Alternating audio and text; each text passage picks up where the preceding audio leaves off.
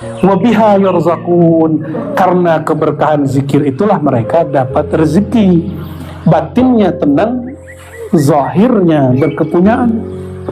Tapi bedanya ahlud dunya dan ahlul akhirah. Kalau ahlud dunya dia zikir untuk rezeki, namanya jalbur rizq, menarik rezeki. Kalau ahlul akhirah dia berzikir sudah gak kepikiran dunia, di saat itulah dunia mengejar dia. Qala ta'ala fa idza qadaytumus salata fadhkurullaha qiyaman wa qu'udan wa 'ala junubikum. Jika engkau telah selesai salat, maka berzikirlah kepada Allah baik berdiri, duduk ataupun tidur. Itu disebut zikir hal, ya. Bahwa ini unik. Kamu selesai sholat, tetaplah berzikir meskipun di luar sholat. Itu yang disebut membawa spirit sholat keluar sholat. Kalau sholat itu kan berdiri, ruku, lalu duduk, tawarruk, tasyahud. Itu aja. Jadi sholat zikirnya hanya di satu titik, cuma berbeda gerak. Sedangkan ayat ini mengatakan kalau selesai sholat jangan selesai zikir. Tidak ada namanya saya telah berzikir. Itu konsep yang keliru. Jika ada orang mengatakan saya sudah zikir Buya, saya sudah zikir Ustadz, saya sudah zikir, tapi kok masih gelisah, ya salah ente sih. Zikirnya udahan. Zikir mah gak ada udahannya. Fa idza qadaytumus shalah, kalau selesai sholat zikir dilanjut, baik berdiri, duduk ataupun tidur. Nah itu yang mahal, zikir lagi tidur. Itulah asrarnya para aulia, tidurnya zikir. Antum gimana? Maka para masyayikh kita tidurnya wirid. Kalau tidur kita hizbul akh. وقال sallallahu alaihi wasallam dzakirullahu bil ghafilin ka syajaratin khadra fi wasatil hashim. Ini bukan Hashim ya, Hashim. Diriwayatkan oleh Imam Tabarani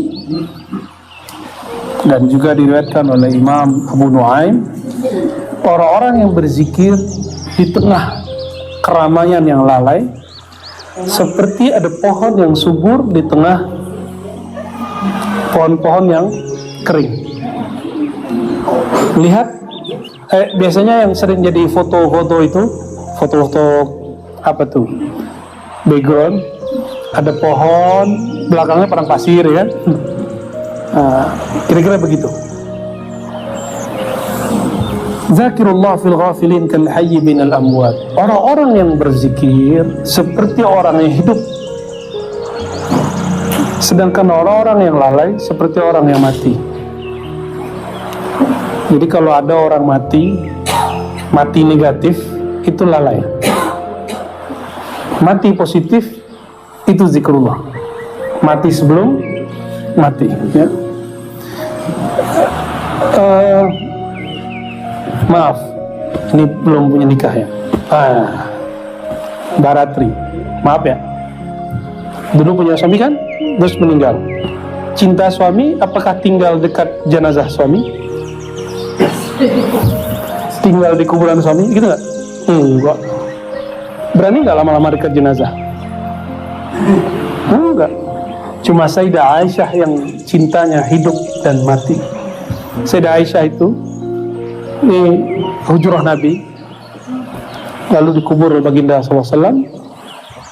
Beliau masih tinggal di kamar itu, tidur sama kuburan, makan dekat kuburan, karena bagi beliau Rasulullah masih hidup.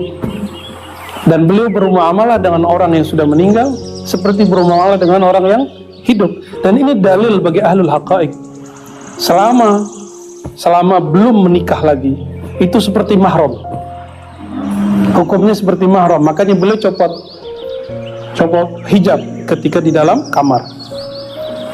Jadi kalau masuk kubur jangan nggak pakai hijab, ya. Kenapa? Itu nggak mahram kalian itu. Ya, kalau yang laki-laki mah udah pakai, aman deh. Nggak pakai sarung. Kalau hijau, terus meninggal ayahandanya. juga dikubur di situ. Ayahandanya mahramnya bukan mahram, maka beliau masih copot hijab.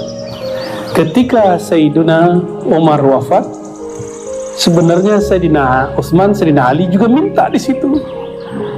Tapi isyarat dari Rasulullah waktu beliau hidup, waktu Sayyidina Muhammad SAW dan Sayyidatuna Aisyah masih bersama, sudah jatuh bintangnya 3 jatuh, bintang besar lalu sedang. Siapa yang mentakbir? Ayahnya.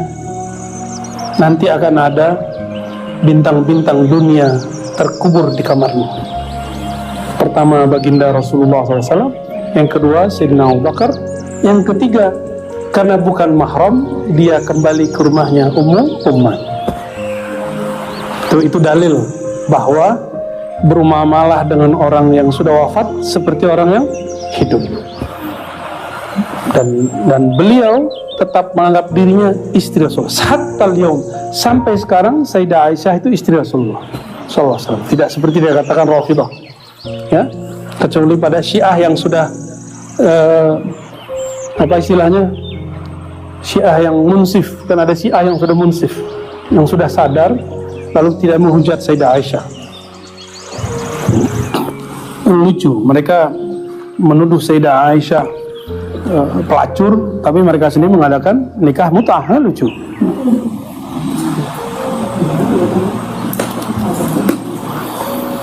Ma jalasa qaumun majlisan yadhkuruna Allah Ta'ala illa haffat bihimul malaikata wa ghasyiyatuhumur rahmah wa dzakarahumullahu Ta'ala fi man indah. Hadis ini sahih, ya, ada di Muslim, tapi ini versi Imam Ahmad sepertinya. Tidaklah suatu kaum, kita ini kaum, jalasa, duduk di suatu majelis. Majelis itu bahasa Arab yang kemudian diislamikan, diindonesiakan menjadi majelis persuratan rakyat. Bahwa ini bukti jelas bahwa negara ini sudah diislamikan oleh pendirinya. Dewan bahasa Arab bukan? Diwan, apa arti diwan? Bisa runtutan syair. Diwan juga bisa berarti kelompok, bisa juga berarti bangunan, bisa berarti macam-macam arti diwan itu. Tidaklah bermajlis satu kaum, nah itu terjemahan bebasnya, untuk berzikir kepada Allah. Yazkuruna, jamak atau mufrad? Jamak atau single? Ya, plural atau single? Yazkuruna, jamak, plural. Mereka sama-sama satu kaum berzikir kepada Allah. Nah, inilah dalil bahwa zikir jama'i masyru', masnun min sunanil Mustafa SAW. Bahwa berzikir jamaah adalah sunnah Nabi SAW. Jadi kayak kita tadi baca nama Allah, itu nggak usah dikhawatirkan lagi, ya. Apalagi enggak pesantren berani bid'ahin, ya, ngaca dulu. Orang pesantren semua di depan saya ini, mereka nggak ada bid'ahin, ikut-ikut aja malah nikmat itu, ya.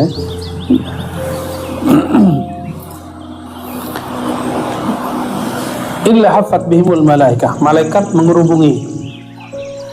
Makanya zikir itu walaupun tempat tadi panas terasa sejuk, walaupun badan saya lemas terasa kuat. Ya, kalau situ paling pojok kan, yang ini dapat AC, itu dapat kipas angin, lah kita dapat keringat. Tapi alhamdulillah, ya, nikmat. Jadi zikir itu bikin hafat bihimul malaikah, dikipas-kipas malaikat. Wa ghasyiyatuhumur rahmah, diliputi rahmat. Rahmat punya siapa? Punya Allah. Yang disebut rahmat siapa? Rasulullah. Maka kadang-kadang beberapa antum zikir ketemu Rasulullah SAW, udah istiqomah aja, ya, nggak usah dipaksa-paksa mau ketemu Rasulullah. Nanti kalau haknya pasti ketemu. Ghasyiyatuhumur rahmah, aslur rahmah Sayyidina al-Mustafa SAW. Pokoknya rahmat itu Nabi Muhammad SAW. Wa dzakarahumullahu fi man indah. Jadi artis langit. Orang yang nyebut nama Allah di bumi, Allah akan sebut nama dia di langit. Bahkan tidak hanya di langit, disebut di arsy. Langit itu tempat malaikat, aras itu tempat nabi dan wali. Di aras itu banyak bagi-bagiannya, tapi kita bagi 4 aja. Itu banyak. 1 Nabi Muhammad SAW, yang kedua para anbiya, yang ketiga para Nabi Muhammad SAW, para rasul, anbiya, aulia, 4 aja. Nah, nanti yang aulia ini yang bagian banyak nih. Malaikat nggak masuk. Malaikat nggak sampai makomnya makom arsyah. Walaupun disebut malaikat illiyin. Malaikat tertinggi itu hanya yang berkontak ke aras, namanya hamalatul aras, pemikul aras. Sayyidina Jibril, dia hanya dengar. Jadi mereka hanya dengar kalam, tapi tidak melihat yang berkalam. Tidak bertemu dengan yang berkalam. Yang boleh bertemu dengan yang berkalam cuma Sayyidina Mustafa sallallahu alaihi wasallam.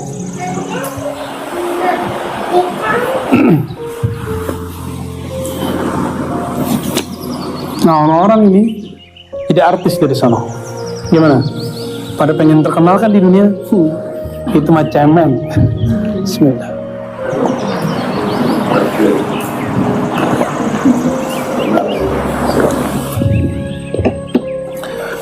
Apalagi cuma terkenal di YouTube, apalagi cuma terkenal di TV. Nggak ada apa-apa, antum ada TV di langit. Mereka nonton semua tuh, nonton ke kita. Belum lagi formalitasnya, setiap hari ada yang lapor. Ada yang lapor, ya Rob, kami meninggalkan mereka, mereka sedang menyebut namamu. Allah lebih tahu, tapi formalitas laporan. Mereka lapor di Lauh Mahfuz, masuklah daftar antum ke Lauh Mahfuz.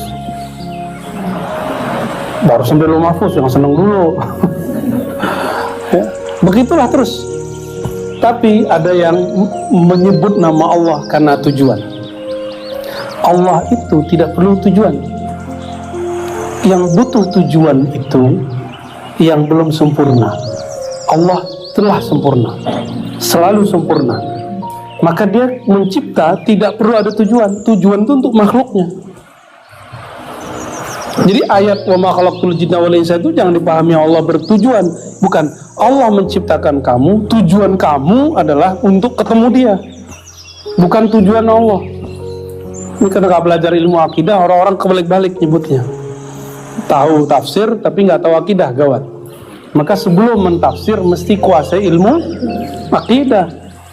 Jangan kayak yang di provinsi sebelah kita nih, yang mengatakan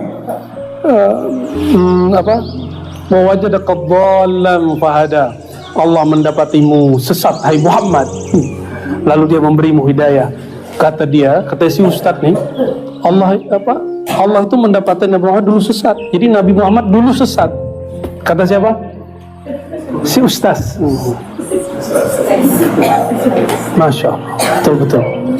Ini akibat menafsir. Ini yang disebut oleh Imam Ghazali tadi, bahaya mentafsir dengan falyatabawwa maq'adahu minan nar. Siap-siap untuk menjadi bahan bakar nanti di neraka. Jangan coba-coba, ya. Saya pun minta ampun kepada Allah apabila mentafsir dengan hawa nafsu. Auzubillah min dzalik. Yang ada, ya kita menggali yang di dalam lagi. Itu aja. Kalau orang nggak terima nggak apa-apa. Kan dulu kita menafsir qul huwallahu ahad. Ya ada nggak terima ya nggak apa-apa. Kan nggak pasti benar. Yang benar kan qul huwallahu ahadnya.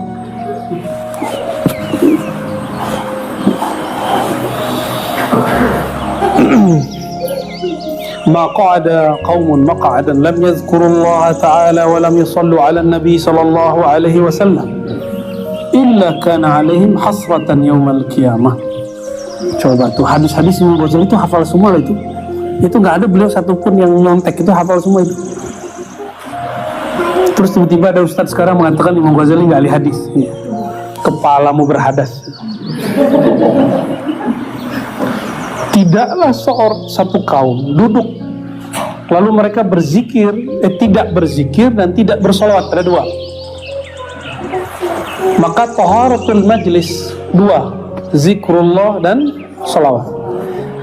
Ngumpul-ngumpul mau di kafe, silakan ngumpul ke kafe. Antum kan nggak haram tuh duduk di kafe. Ini kan mahasiswa nih senang nongkrong, ya.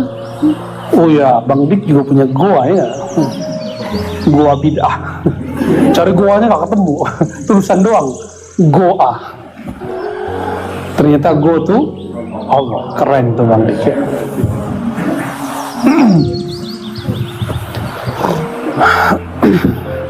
Orang-orang yang bermajlis lalu tidak membersihkan, tidak mengisi majelisnya, dua hal: menyebut nama Allah, salawat ke Nabi sallallahu alaihi wasallam, kecuali hasratan, dia akan menyesal pada hari kiamat. Makanya kita setiap mau ngaji salawat dulu ya, jangan kemudian dulu kapan sih turunnya, sengaja biar adem dulu. Kan dari jalan kan panas tuh, macet, ngebel orang, dipel orang kan kesal tuh. Diademinnya pakai selawat. Itu rahasianya kenapa saya minta teman-teman selawat dulu biar adem ya. Wa qala sallallahu alaihi wasallam, afdalu ma qultu ana wan nabiyyuna min qabli la ilaha illallah ya. Ini ada di riwayat Imam Abu Nu'aim ya. Yang paling afdol yang dikatakan para nabi oleh para rasul sebelum aku, yaitu la ilaha illallah. Maka ketika Sayyidina Musa minta zikir khas yang diberi Allah, la ilaha illallah. Jadi sekelas Sayyidina Musa, zikir khasnya la ilaha illallah. Terus antum mau yang aneh-aneh, udah hajar aja baca la ilaha illallah. Nanti kalau muncul nama-nama yang unik, nikmati. Itu hadiah dari Allah Subhanahu wa ta'ala ya. Wa qala sallallahu alaihi wasallam, man sabbaha Allah dubura kulli salatin 33. Siapa yang bertasbih setelah salat 33. Pakai angka enggak? Bawa dalil pakai angka boleh, ini dia. Wa hamida 33, bertahmid 33 kali. Wa kabbara 33, takbir juga 33 kali. Apakah itu pembatasan? Tidak. 33. Kalau saya nyebutnya 32, bid'ah enggak? Enggak. Kalau 34, enggak juga. Itu cuma contoh. Jadi kalau yang mengatakan bid'ah lebih, saya kurang bisa paham ya. Wa khatamal mi'ah, ini contoh aja. Lalu ditutup yang ke-100, la ilaha illallah wahdahu la syarika lahul mulku wa hamdu yuhyi wa yumiitu wa ala kulli syai'in qadir. Ghufirat dzunubuhu, diampuni dosanya, walau kanat misla zabadil bahri, meskipun sebanyak buih di lautan. Pernah ngitung? Saya nggak sempat ngitung gitu ya. Beberapa guru kami mengatakan kecuali dosa besar. Dulu saya juga menganggap itu, tapi setelah kita timbang-timbang dengan hadis-hadis yang banyak, ternyata kabiran kana aw saghiran, mau besar mau kecil, kalau kita tenggelam dalam lafaz la ilaha illallah, maka dosanya ikut lenyap. Jadi nggak usah khawatir, kan kita nggak ada yang suci tuh. Saya juga nggak suci, antum juga nggak suci. Saya yakin ini wajah-wajah pendosa semua nih, apalagi saya sendiri ya. Kita banyak-banyak baca la ilaha illallah, leburkan itu. Nanti la ilaha illallah ini akan membakar dosa kita ya, terbakar itu dosa. Makanya sebagian orang kalau zikir panas, Allah lagi bakar dia itu ya. Sebagian orang bisa menciumnya, sebagian masyayikh bisa mencium baunya, tapi kadang-kadang dia senyum-senyum aja ya. Oh, si anu lagi dibakar. Bahkan baunya dia tahu ini dosa apa yang dibakar. Antum udah fokus aja sama Allah kalau lagi zikir ya. Jangan takut nanti ketahuan. Kan ilmu batin ya. Allah yang batin yang ngasih tahu. Wa ruwiya anna rajulan jaa ila Nabi sallallahu alaihi wasallam. Tadi itu hadis Muslim ya.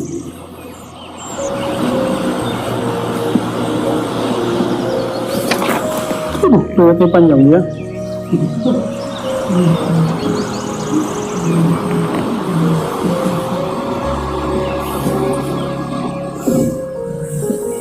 Apalah, kita baca aja lah ya. Dan seseorang kepada Nabi SAW lalu mengatakan, ya Rasulullah, tawallat 'anid dunya, dunia kok gak pernah datang ke aku. Wa qalat dhatu yadayya, asetku sedikit wahai Rasulullah, nabung-nabung tapi gak pernah kumpul.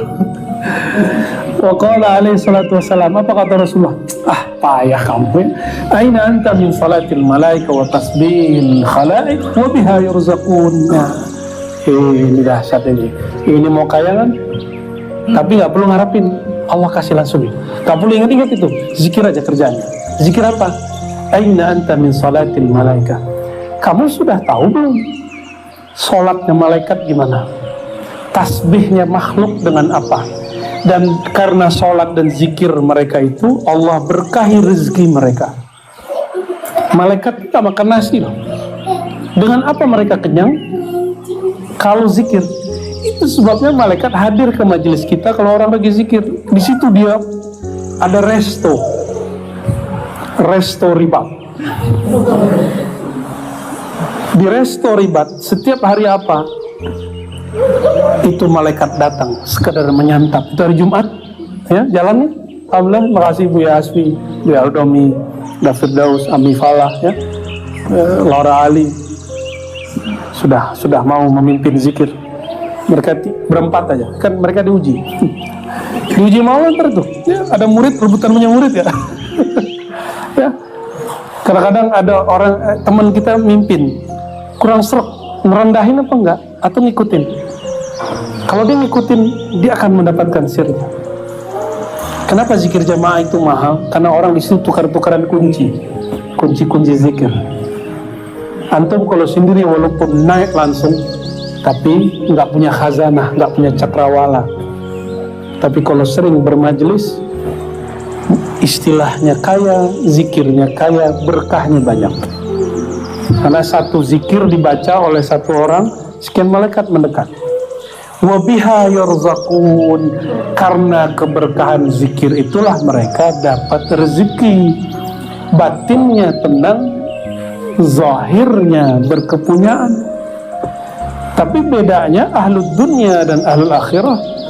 Kalau ahlud dunia dia zikir untuk rezeki, namanya jalbur rizq, menarik rezeki. Kalau ahlul akhirah dia berzikir sudah gak kepikiran dunia, di saat itulah dunia mengejar dia. Jadi ternyata dunia itu seperti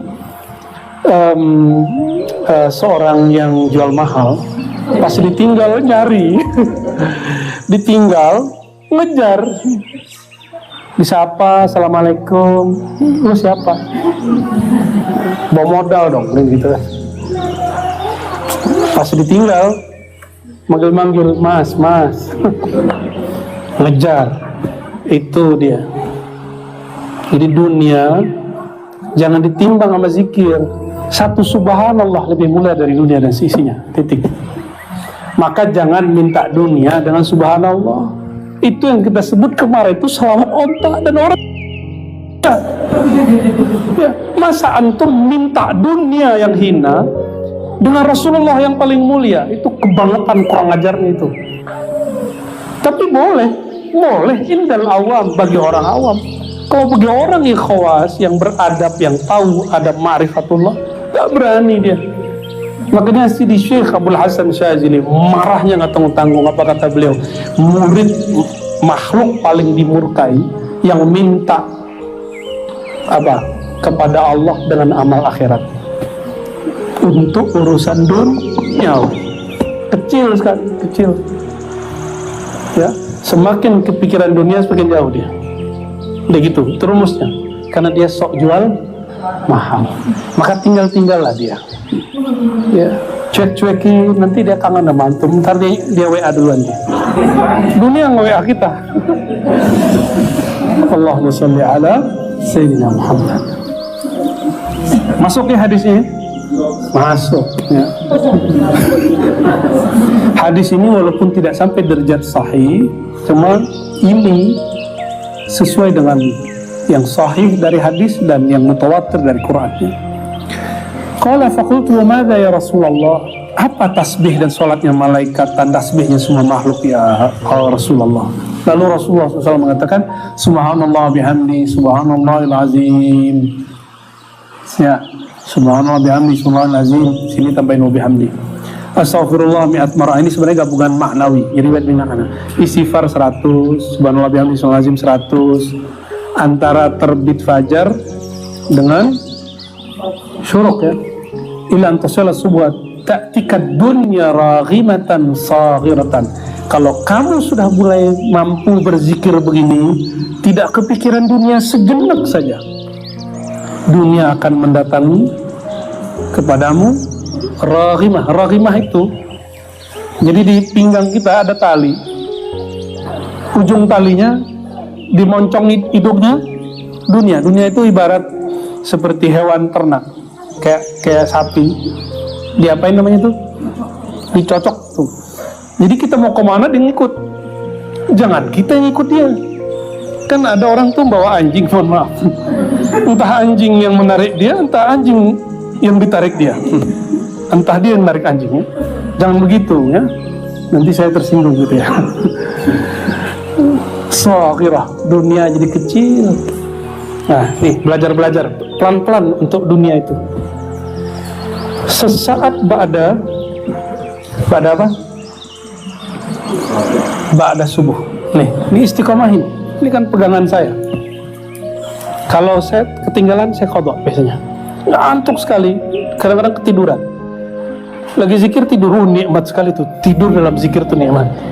Makanya kalau ada orang ketidur lagi zikir, saya biarin aja. Berarti Anda mendapatkan as-sakinah. Ya, itu rezeki juga tuh, ya. Orang itu nggak bisa tidur kalau nggak tenang. Dia zikir terus kayak Ziza kan, pernah gitu kan? Itu bagus. Mulia Zulasi nggak boleh bangunin, nggak boleh gebrak meja, nggak boleh. Termasuk guru kalau ngajar, terus muridnya ketiduran, itu sebenarnya bagus. Berarti suara gurunya mengantarkan tidur. Ini serius, soalnya bukan canda loh. Secara psikologis ya. Jadi antara subuh sama terbit matahari itu kira-kira ada berapa menit? Sejam. Kelamaan itu. Ya 40 menit lah ya. 40 menit sibuk zikir aja, bisa nggak? Lawan dunianya. Dan antum merasakan gak nyampe 40 hari itu nggak rasa dunia itu kayak udah talak rasanya. Talaknya bukan talak 1, kalau talak itu masih bisa balik. Talak 3 rasanya. Dan waktu yang paling bagus lagi ba'da asar sampai maghrib. Kalau lagi nggak kemana-mana, kan ini kan bukan pejabat, bukan presiden, wakil presiden. Kalau presiden ya wiridan dia khidmat ke umat, menteri khidmat ke presidennya, gubernur ke provinsinya, wali kota bupati ke kotanya, pak desa, kades ya ke desanya. Kalau kita kan bukan ya, terus so sibuk, tahu-tahu sibuknya itu gadget sama tablet. Pas buka-buka hizb itu dia dan Netflix. Gimana antum mau kolbunya benar-benar netral dan diikuti, dikejar dunia? Sebelum kerja dunia sudah dimasukin ke kolbu, akhirnya nggak pernah dunia ngikut, kita ngikut dunia jadinya. Itu yang membuat orang gelisah. Jadi salah satu kegelisahan seorang hamba, semakin dia membiarkan dunia masuk terus masuk. Nah, yang saya menghadangnya zikrullah ini. Zikir. Zikir ini dimulai dari zikir kolbu, lalu keluarkan dengan lafaz subhanallah. Ya. Insya Allah, Allah berkahi ya. Nah, ini lafaznya tidak sahih ya. Bisa kita baca. Yang sahihnya yang setelahnya. Jika seorang hamba berkata alhamdulillah mala'at ma bainas sama'i wal ard. Kalau orang baca alhamdulillah, ya, langit bumi penuh. Yang kedua dia baca, Allah ngomong sal tu'ta. Kamu mau apa? Saya kasih. Nanti kalau hamba yang beradab ngomong ya Rabb, belum aku wujud, engkau sudah tahu. Allah tersenyum, ridha, diberi apa saja yang terbaik buat dia, bukan terbaik menurut dia. Terbaik menurut Allah itu global, besar. Kalau terbaik menurut kita parsial, kecil. Nah, kebanyakan itu kita minta kebaikan menurut kita. Sayyidina Al-Khidir mengajarkan kebaikan menurut Allah, bukan menurut kita. Al-baqiyatus salihat, kata Rasulullah SAW, hunna. Nah, jadi ada yang disebut warisan yang kekal. Mati, dia tetap ada. Apa itu? La ilaha illallah, subhanallah, alhamdulillah, Allahu akbar, alhamdulillah, la haula wala quwwata illa billahil aliyyil azim. Kita nyebutnya dulu apa? Masih ingat? Zikir maqalid. Zikir apa? Masih ingat? Nah, zikir maqalid ada nggak di maksurat? Ada ya? Maksurat kita ada ya?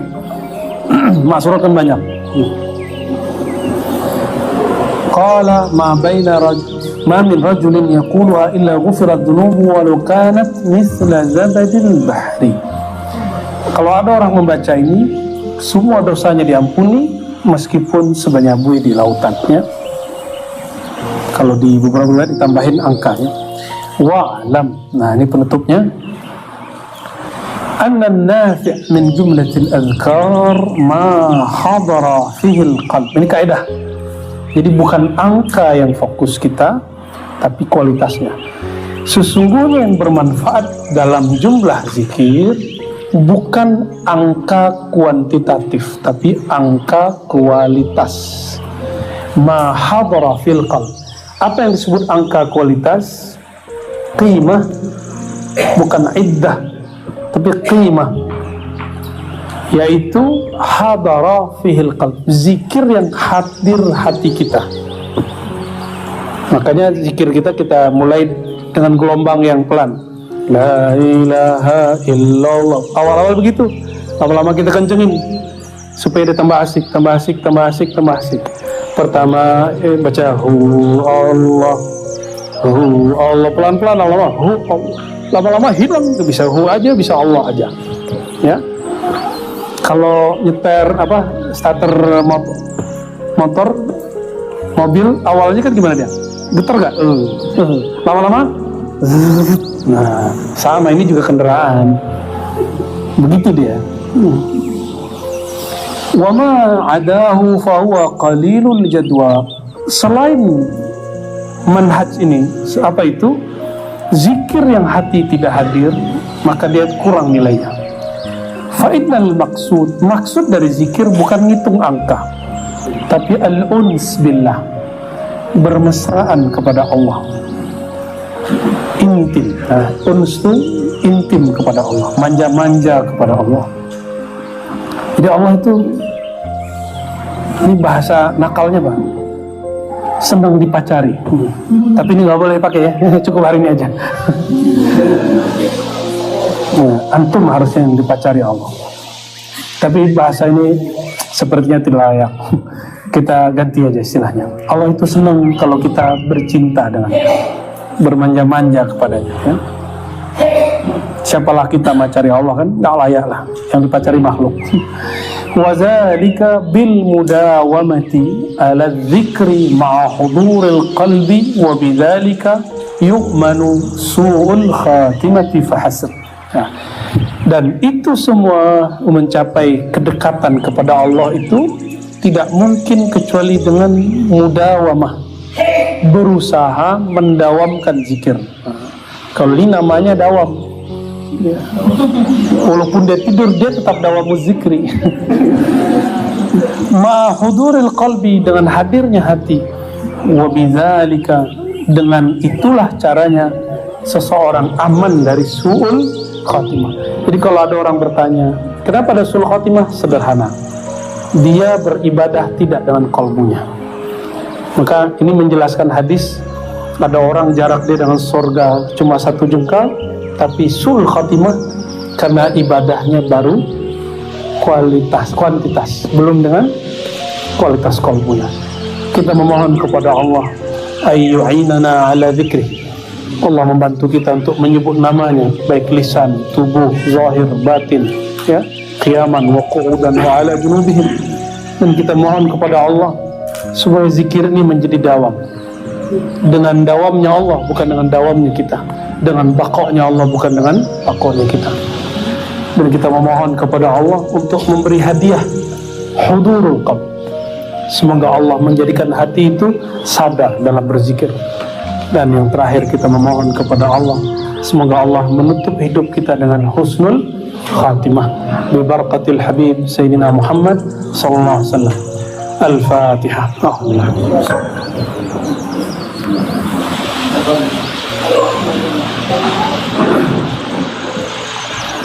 Alhamdulillah rabbil alamin. Subhanakallahumma wa bihamdika asyhadu an la ilaha illa anta astaghfiruka wa atubu ilaik.